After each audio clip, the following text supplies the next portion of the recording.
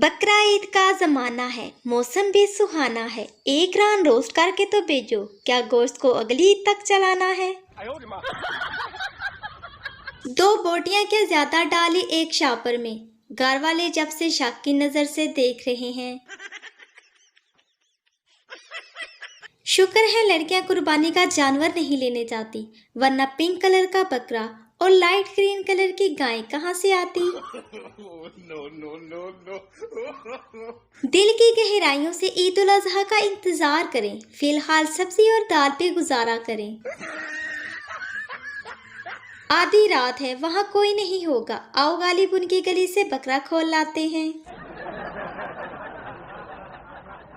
बकरा नोटिस, सरकारी गिलानी, बिजली, पेट्रोल, गैस, सब्जी, फ्रूट और डेंगू के बाद अब हमला आवर होने की मेरी बारी है। क्या आप तैयार हैं?